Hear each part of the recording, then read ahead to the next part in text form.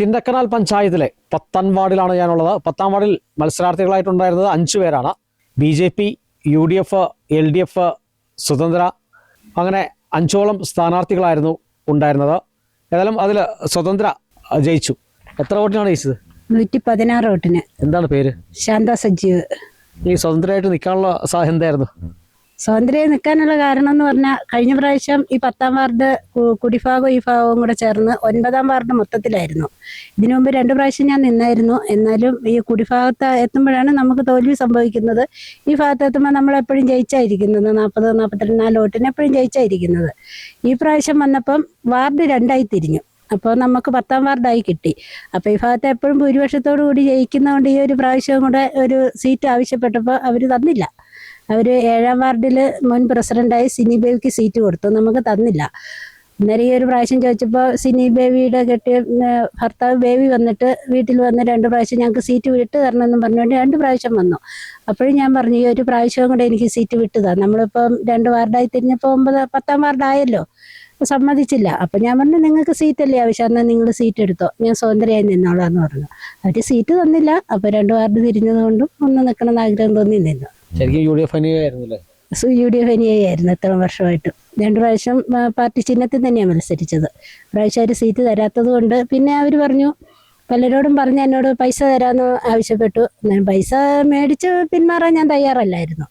അതുകൊണ്ട് തന്നെ ഞാൻ സ്വതന്ത്രയായി നിന്നു. ഇനിയിപ്പോൾ നമ്മൾ സ്വതന്ത്രയായി നിന്നില്ലെങ്കിൽ അവർ പറയും അവർക്ക് ലേശം പൈസ കൊടുത്ത് അവർ മാറി നിന്നു എന്നുള്ളൊരു ഇതേ വരുള്ളൂ. നമുക്ക് പ്രത്യേകിച്ച് തെളിയിക്കാൻ എവിഡൻസ് ഒന്നും ഇല്ലല്ലോ. അതുകൊണ്ട് സ്വതന്ത്രയായി തന്നെ നിന്നു. അപ്പോൾ സ്വതന്ത്രമായിട്ട് നിന്ന് ജയിച്ചു. ഇനി എന്താണ് അങ്ങോട്ടുള്ള തീരുമാനം? ഏത് പാർട്ടിക്കൊപ്പം നിലനിൽക്കും എന്നുള്ള ഒരു ഇതൊക്കെ ഉണ്ടോ? അത് ചോദിച്ചു കഴിഞ്ഞിട്ടുണ്ടെങ്കിൽ ഇപ്പം എന്നാന്ന് പറഞ്ഞാലും എല്ലാ പാർട്ടിക്കാരെയും നമ്മൾ സഹായിച്ചിട്ടുണ്ട്. CPI, CPM, പിന്നെ കോൺഗ്രസ്സിലുള്ള പുറത്തു നിൽക്കുന്ന എന്തായാലും വോട്ട് കിട്ടിക്കാണും. എന്തായാലും എല്ലാവരും കൂടി എന്നെ സഹായിച്ചാണ് ഞാൻ ജയിച്ചിരിക്കുന്നത്. ഇപ്പോൾ പൊതുവായിട്ട് അങ്ങനെ ഒരു പാർട്ടിയിലേക്ക് എന്തായാലും ഒരു പാർട്ടി നമുക്ക് വേണം. പക്ഷേ ഇപ്പോൾ ഉടനെ ഒരു തീരുമാനമില്ല, സ്വതന്ത്രമായി നിൽക്കാം. അത് കഴിഞ്ഞ് നമ്മൾ എന്തായാലും ഒരു പാർട്ടിയിലേക്ക് പോകണമല്ലോ. അപ്പോൾ എല്ലാവരും കൂടെ ആലോചിച്ചൊരു തീരുമാനം എടുക്കും. ഏത് പാർട്ടി അനുകൂലമായി നിലപാടെടുക്കുന്നോ ആ പാർട്ടിക്കൊപ്പം ഉണ്ടാവും. അങ്ങനെയുള്ളൂ. നമ്മൾ കുടുംബക്കാരും പാർട്ടിക്കാരും, പാർട്ടി എന്തായാലും CPM, CPI എല്ലാം ഉണ്ടല്ലോ. എല്ലാവരും കൂടെ ഇപ്പം സിംഗാണ്ടത്തെ അപേക്ഷിച്ച് നമ്മൾ ഒരു ഭരണം വരുമ്പോൾ മാത്രമേ നമ്മൾ 2-3 തട്ടായി നിൽക്കാറുള്ളൂ. അല്ലാത്ത സമയത്ത് നമുക്കൊരു ആലോചനയുണ്ട്. ഇവിടെ ഏത് കാര്യം വന്നാലും സിംഗാണ്ടക്കാർ ഒരുമിച്ചാണ് നിൽക്കുന്നത്. അപ്പോൾ ഏതായാലും ജയിച്ചു. ഏതായാലും ഒരു പാർട്ടി വേണം. ഇപ്പോൾ സ്വതന്ത്രയായി നിൽക്കുന്നു. പിന്നീട് ഞങ്ങൾ ആലോചിച്ചിട്ട് ഒരു പാർട്ടിയിലേക്ക് പോകും. അരിക്കൊമ്പൻ പ്രശ്നം പോലെ നാട് ഒരുമിച്ച് നിന്ന പോലെ തന്നെ നാട് ഒരുമിക്കുമ്പോൾ തന്നെ നമ്മൾ ഏത് പാർട്ടിക്കൊപ്പം നിൽക്കണം നമ്മൾ തീരുമാനിക്കുമല്ലേ?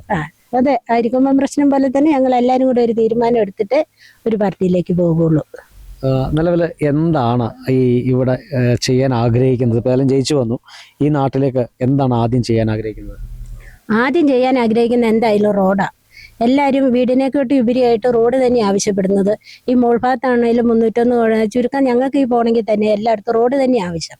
ആദ്യം റോഡ് എന്നുള്ള ഒരു കാര്യം തന്നെ നടത്തി കൊടുക്കാൻ തീരുമാനം. പിന്നെ ഓരോ വർഷം എന്താണോ കിട്ടുന്നത് അത് മേടിച്ച് എല്ലാവരും കൂടെ ആലോചിച്ച് അർഹതപ്പെട്ടവർക്ക് കൊടുക്കും. അല്ലാണ്ട് നമുക്ക് സ്വന്തമായി ഇന്നാൾക്ക് കൊടുക്കാന്നുള്ളൊരു തീരുമാനമില്ല. എന്ത് കാര്യം പഞ്ചായത്തിൽ നിന്ന് കിട്ടിയാലും എല്ലാവരെയും വിളിച്ചു കൂട്ടി ഇത് ആർക്കാണോ കൊടുക്കേണ്ടതെന്ന് ആലോചിച്ചിട്ട് തന്നെ കൊടുക്കുകയുള്ളൂ. ഈ പ്രചാരണ രംഗത്തൊക്കെ ഇറങ്ങുമ്പോൾ ഒരു പ്രതീക്ഷ ഉണ്ടായിരുന്നു, സ്വതന്ത്രമായിട്ട് മത്സരിക്കുമ്പോൾ ജയിക്കുമെന്നുള്ളൊരു പ്രതീക്ഷയൊക്കെ ഉണ്ടായിരുന്നു? ഉണ്ടായിരുന്നു, പൂർണ്ണമായും ഉണ്ടായിരുന്നു. കാരണം നമുക്ക് എപ്പോഴും നമുക്ക് അനുകൂലമായിട്ടുള്ള നാട്ടുകാരാണ് ഉള്ളത്. ഏത് കാര്യത്തിന് ഞാൻ പുറമേക്ക് ഇറങ്ങാറുണ്ട്. ഞാനിപ്പോൾ വന്നിട്ട് 25 വർഷമായി. 25 വർഷക്കാലം കുടുംബശ്രീ, ഈ ഒരു 3 വർഷം മാത്രമാണ് കുടുംബശ്രീയിൽ CDSC എന്ന് പോലും മാറി നിന്നിട്ടുള്ളൂ. കരോട്ട് പുഷ്പ എന്ന് പറഞ്ഞ പെണ്ണ്.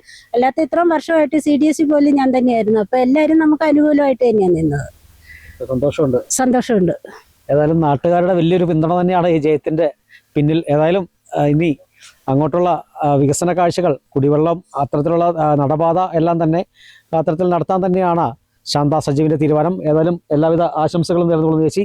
ക്യാമറമാൻ AP രാജയ്ക്കൊപ്പം ബിനീഷ് ആന്റണി, കേരള വിഷൻ ന്യൂസ്, ഇടുക്കി.